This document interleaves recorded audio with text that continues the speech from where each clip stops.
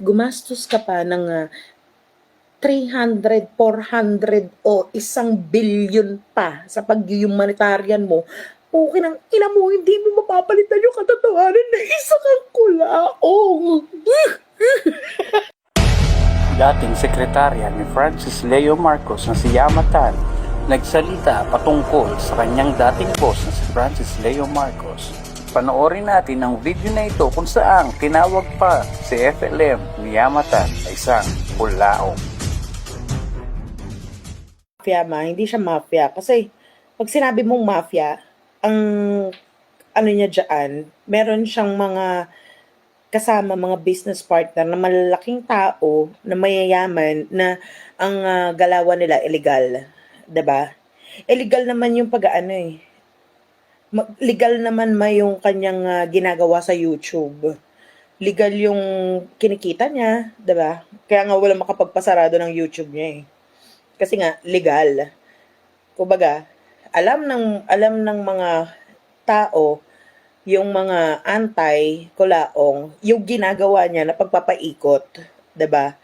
Alam ng mga tao na ginagamit niya yung platform ng YT para nang sa ganun maisakatuparan niya kung ano yung mga pangarap niya, yung gusto niyang mangyari sa sarili niya.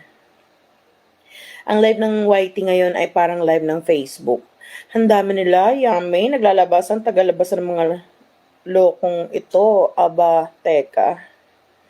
Ganyan talaga, Froggy. Hayaan mo lang sila dyan, deadma. Iisa-isahin pa ba natin yan? Papansinin pa ba natin yan? Diba? Deadma.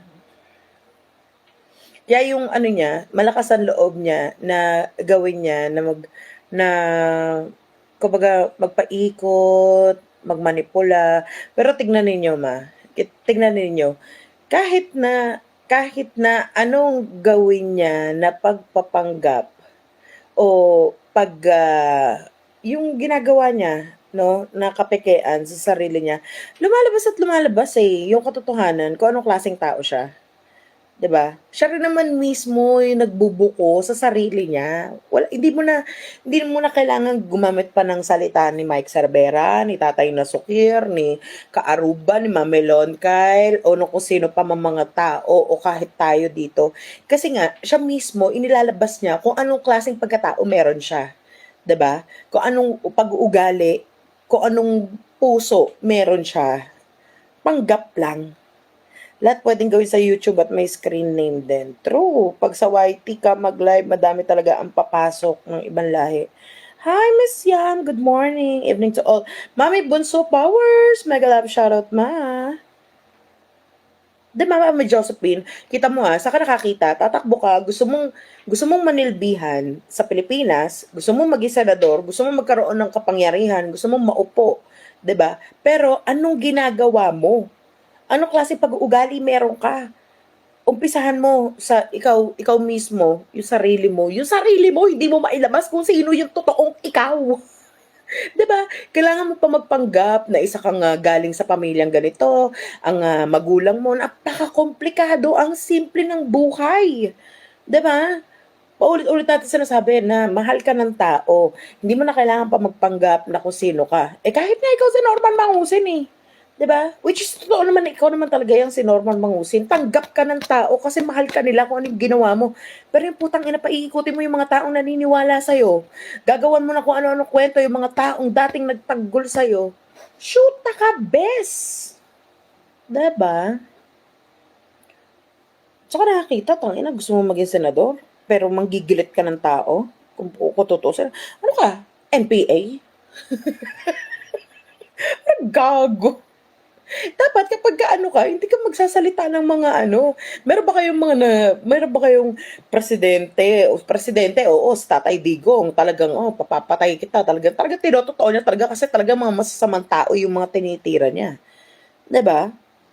Correct. Siya mismo nagsabi na Norman Mangusin. True. Mami Fitness! Shout out, Mimi. Kaya hindi mo na kailangan pang kung ikaw, marunong kang magmasid, marunong kang makiramdam, marunong kang makinig, nakikita mo kung ano yung tama at mali, doon pa lang sa pananalita niya, Tangina, nakaka-turn off na. Bakit? Kasi siya mismo eh. Siya mismo. Sino ba tayo? 'Di ba? Para pagsalitaan niya na kung tutuusin, nasa akin ang lahat ng mga ebidensya, lahat ng dahilan para pugut at gilitan siya ng ano, putang ina mo, anong palagay mo sa akin, kulaong ha? Anong palagay mo sa akin? Manok? Manok ba ako? Mukha ba akong manok? Parang kilitan ng leeg. Tangina. Balyena ako. Hindi ako manok. Hindi ako manok. Balyena ako. Pakyo ka sa earth. Tangina to. Diba? Hindi ako manok. Parang gilitan mo. Balyena ako. Balyena. Tangina ka, buhay ka pa. Manok lumilipad sa bakuran. Ano? Bilis naman ang comment section. Manok lumilipad sa bakuran, kinatay na. Ano ba name niya? Search ko, hindi ako matik nakasubscribe sa kanya. Diba, my loves? At saka putang ina. Ano ba? Alam mo yan. Kung anong mag-aano sa akin, kung saan lang ako takot. Takot lang ako mawala ng pagkain. Tang ina, bukod doon, wala na akong ibang kinakatakutan. Tang inan to. Ayaw mo maging manok, kaya ayoko nga. Pag kumakain yun, toka-toka lang eh. Ako pag kumain ako, diba? Swak pati balls. Oh yes, syempre, balyena ako, ma. Hindi ako manok. Tanginan, laki-laki ko. Eh di ko magiging manok ako, mga 100 peraso ako, gano'n.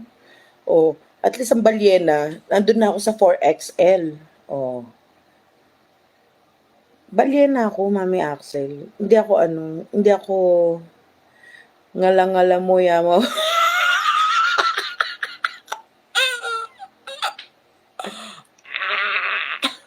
Diba? Ha, ang balyena ang kumakain ng tao. Tama. Kahit nga Encanto eh, Mami Master Rex, diba? Kaya natin kainin. Tong ina.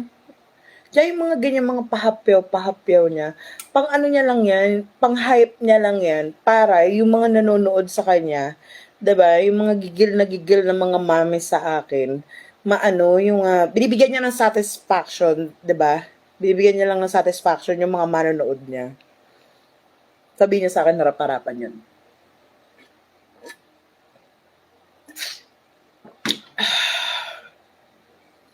Kahit lalaki siya.